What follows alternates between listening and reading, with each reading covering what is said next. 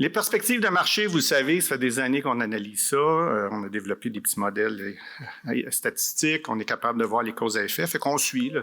Vous voyez les feuillets qu'on présente aussi là, tous les trimestres. La production, les inventaires, l'offre sur le marché, l'écoulement, les importations, les exportations, puis les prix. Fait qu'on va parler de ça.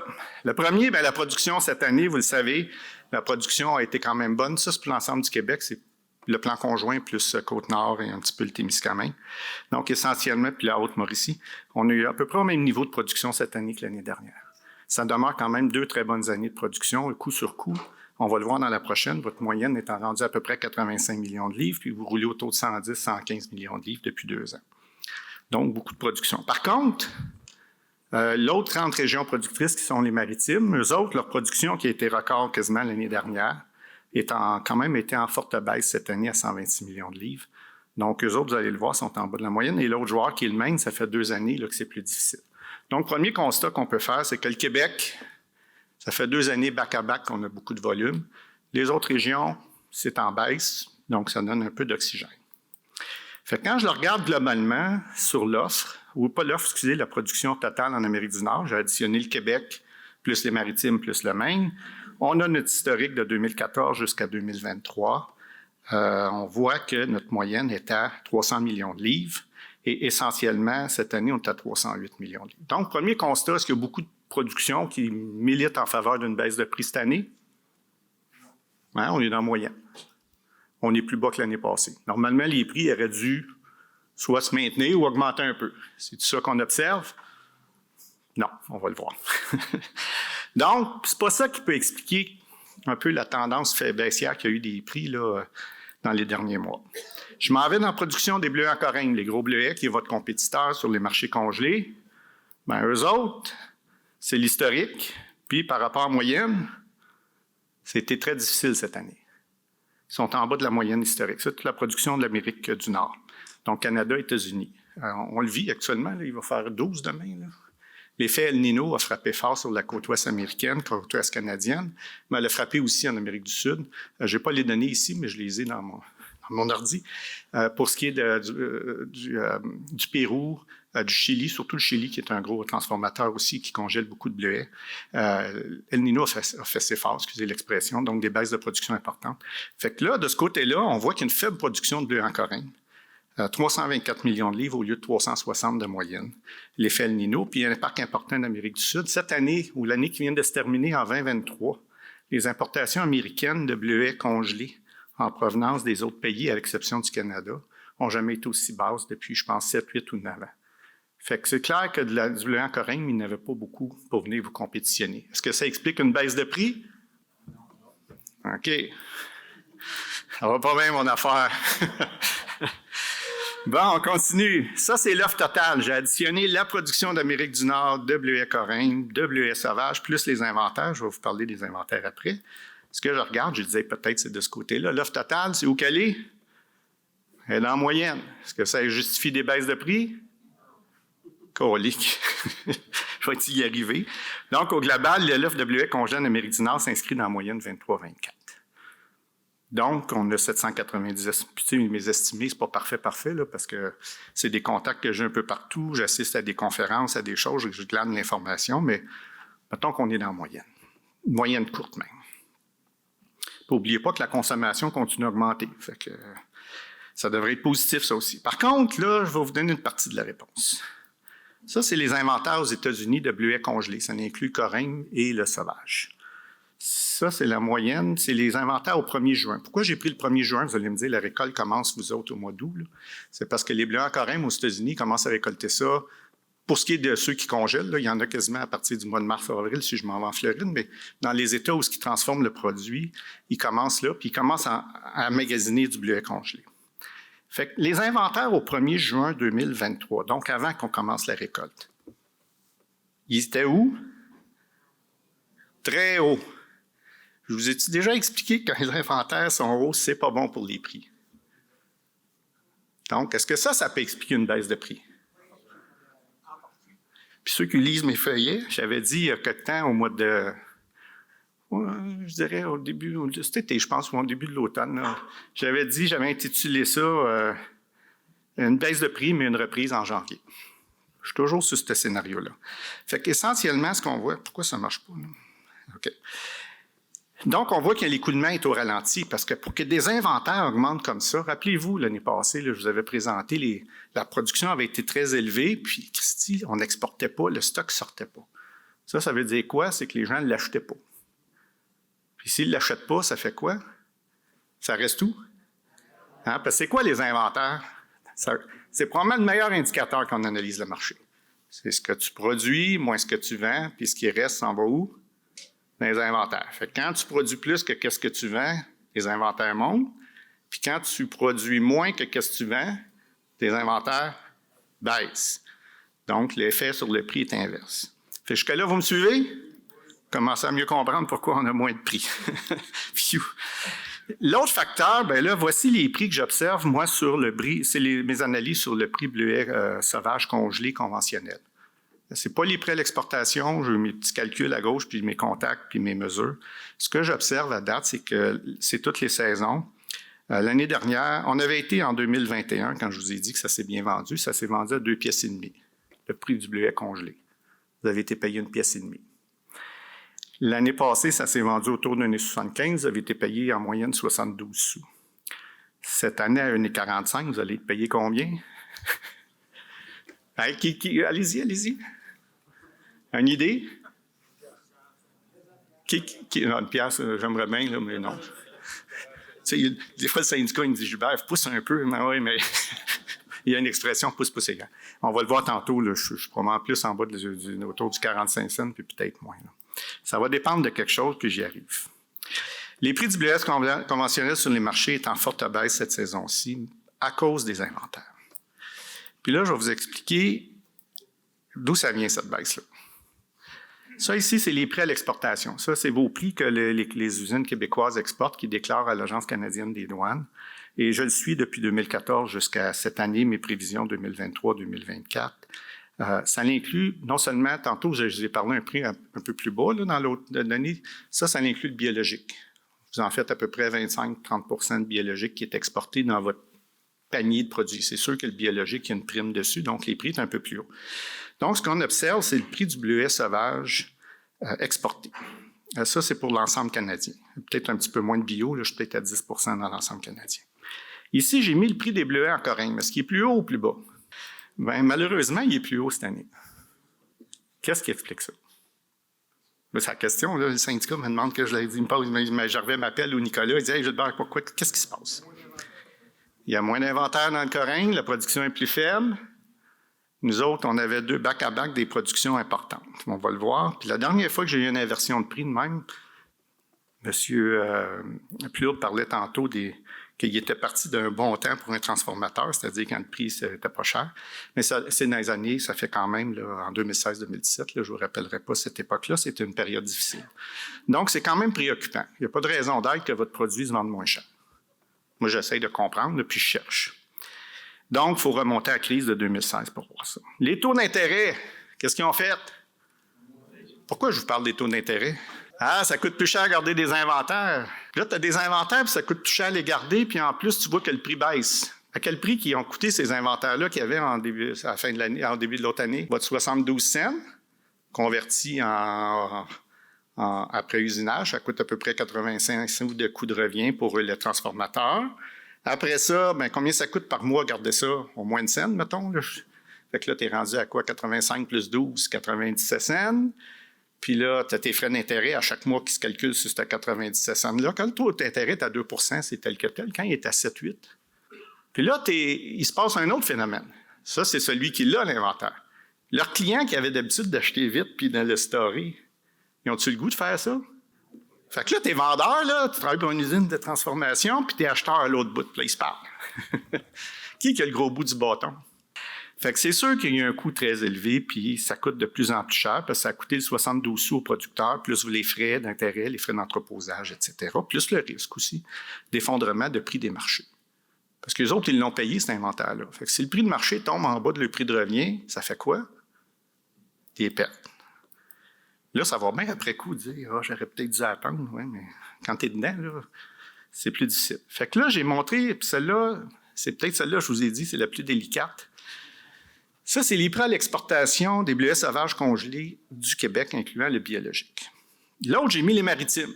Les maritimes, vous le savez, ils ont la mouche du bleuet, fait que peut-être si on développe là, la mouche stérile, ça va les aider, là, mais pour le moment, le bleuet, il n'y a pas de bleuet sans pesticides, puis il n'y a pas de bio. Le prix doit être plus haut ou plus bas. Il a toujours été plus bas, sauf l'année passée puis cette année. Leur production, eux autres, était, puis nous autres, et voilà. Les inventaires, ils étaient où? Dans les maritimes ou aux États-Unis ou au Québec? Ça fait mal à qui, les taux d'intérêt? Et là, j'ai regardé les prix au Québec, c'est les prix à l'exportation. J'ai allongé la série. Là. J'ai commencé mois par mois de la saison 21-22, celle que ça a frappé 3 piastres la livre. Wow! Et là, qu'est-ce qu'on observe depuis le printemps à peu près là, de 2022? Les prix, qu'est-ce qu'ils font? Ils n'ont pas de baisser. Puis, qu'est-ce qu'ils ont fait dans les maritimes? Ils n'ont pas monté, mais regardez ça ici. Ça, là, on est au mois de juin, l'été passé. Tu as des inventaires, les taux d'intérêt sont dans le plafond, le marché est en train de baisser, tu fais quoi? Puis ceux qui lisent mes feuillets, à un moment donné, je n'ai produit un sur l'Europe, on a vu les volumes à l'exportation exploser au mois de juin l'année passée. Donc, dans le fond, il y a eu une vente d'inventaire pour soit faire de la place, soit avoir des besoins de trésorerie, des enjeux de liquidité, des enjeux de coûts, de couvrir son risque de perte sur valeur d'inventaire. Plein de bonnes raisons là, financières, mais c'est ça qui est arrivé. Donc, essentiellement, la baisse de prix est enclenchée au Québec, ça a pressurisé à la baisse. Par contre, puis là, malheureusement, je vais avoir les données de janvier jusqu'au 8-9 de mars. Je m'attends à ce que les prix soient en rehausse rapidement parce qu'il y a des bleuets en Corrèze. Il y en avait-tu beaucoup cette année? Donc, ils sont vendus. On va le voir sur l'autre diapo après. Puis, je vous invite à lire les bulletins. Là, je vais en parler dans le prochain, là, qui va sortir vers la mi-mars. Je m'attends à une reprise des prix. Donc, ici, c'est les inventaires aux États-Unis mois par mois. L'année dernière. Ça, c'est de juin. Quand je vous disais, ils commencent à récolter, ils accumulent les inventaires, ils congèlent. Ça, c'est juste des bleuets en Corrèze. C'est les bleuets total aux États-Unis, c'est Corrèze mais sauvage. C'est monté à 272 000, puis on est rendu à 219 000 au 1er janvier. Au 1er février, excusez-moi. Et ici, c'est cette année. C'est quoi qu'on observe? On est plus haut, mais est-ce que ça baisse plus vite? Donc, je vous ai expliqué quoi tantôt, quand les inventaires baissent plus vite? Et voilà. Maudit, vous pourrez venir la faire, ça va être plus simple. Non, mais mon objectif, c'est de vous le vulgariser. Là. Donc, essentiellement, le prix aux producteurs est en forte baisse partout. La baisse est plus prononcée au Québec, à l'instar de la chute des prix des exportations québécoises, qui est plus forte que dans les maritimes. Puis le prix final, ben j'ai de la misère à le prévoir pour le moment. Ça va dépendre à quelle force va être la reprise. Puis je ne connais pas les positions des transformateurs, quelle proportion ils ont vendu, qu'est-ce qu'ils n'ont pas vendu. Mais en général, c'est sûr qu'à ce temps-ci de l'année, ils en ont déjà vendu pas mal. Donc, essentiellement, on ne peut pas s'attendre à un prix miracle à la fin de l'année. Fait que pour le moment, c'est mes prévisions de prix pour le Québec, là, pour les maritimes, puis pour les États-Unis. On s'en va vers des baisses de prix là, cette année. Le prix final, là, il ne sera pas à hauteur de l'année passée. Ça, je peux le dire sans me tromper. À combien? Bien, je n'ose pas trop me mouiller. Vous allez le voir après. J'ai fait des exemples. J'ai trouvé 45 sous, mais ça peut bien être 40, comme ça peut être. Mettons que ça va super bien, puis les prix explosent. Ça peut finir plus haut, mais pour le moment, je ne veux pas me mouiller.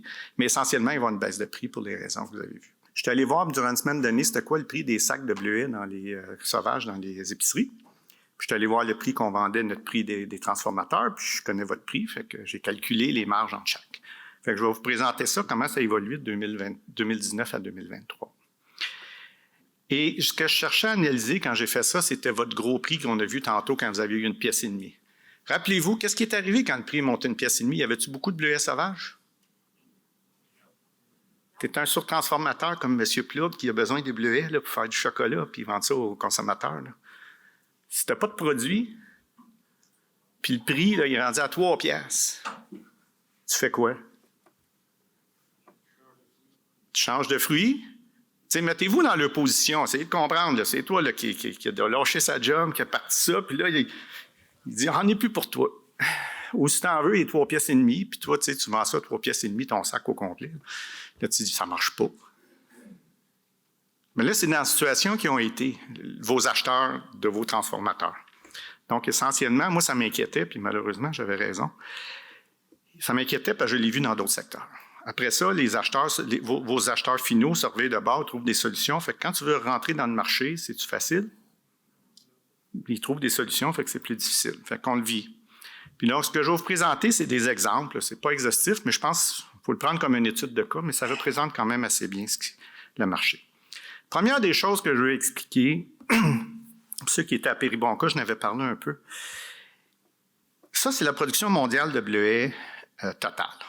On est passé en 2002 à 500 millions de livres. On est rendu à 4,5. Ça, c'était en 22. D'après moi, il doit être rendu à 5. Puis dans 2 ans, 3 ans, on s'enligne vers 6 milliards, 6-7 milliards de livres. Ça n'arrêtera pas. Tous les pays autres comme le Maroc, la Tunisie, la Pologne, ça développe là, à full. Fait que ça veut dire quoi, ça? C'est que la game a changé dans la façon de mettre en marché les produits. C'est pour ça que j'ai salué votre présentation, M. Plourde, parce qu'au début, ça se vendait, puis tout le respect que j'ai pour vos vendeurs, vos transformateurs, c'était plus facile de vendre des bleuets sauvages. Tu sais, l'offre était limitée, l'offre de corail était limitée, fait, tu sais, puis le fruit, il y avait l'embellie avec les anthocyanes, puis si tu mangeais des bleuets sauvages, tu étais pour vivre jusqu'à 100 ans. Donc, essentiellement, ils appelaient ça l'emphase a été sur l'offre. On produisait, puis ça se vendait relativement bien.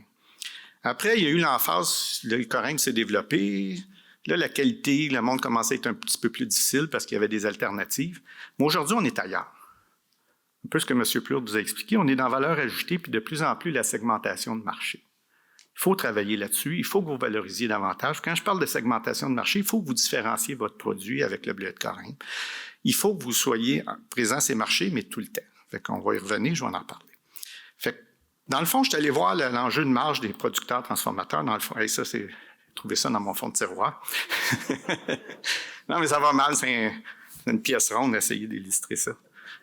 Mais le pire, c'est un jeune chez nous qui l'a fait, l'image. Là. Je lui ai dit, c'est ça, tu veux me faire passer pour un vieux. Mais il a raison. Mais non, ben, blague à part, c'est quelle portion vous allez chercher la ferme, puis après ça, tous les frais jusqu'au consommateur. Donc, essentiellement, comment je l'ai calculé, la marge au producteur, mais c'est votre prix divisé par 0,85. Vous savez d'où vient le 0,85. C'est le coût, c'est le prix de revient pour le transformateur de votre matière première. La marge du transformateur, bien, j'ai pris le prix à l'exportation moins le prix au producteur. Le prix à l'exportation, j'ai ramené en conventionnel, là, j'ai estimé. Puis la marge au détail, c'est le prix au détail moins le prix que vos transformateurs leur ont vendu, selon mon prix à l'exportation. J'ai travaillé avec des données, c'est tout public. Avant que je présente des chiffres, il faut que je prépare le terrain. Historiquement, ça vient du département américain de l'agriculture. La part que les producteurs, vous alliez chercher dans le marché était 40 des années 50, puis elle n'a pas arrêté de baisser. Là, vous êtes plus autour de 15-20 là, dans du dollar du consommateur. Ça va? Puis c'est pas juste spécifique au bleuet, là, ça c'est tout produit confondu. Donc, ça c'est important que je vous donne l'ordre de grandeur d'ailleurs, là, avant que je présente les résultats.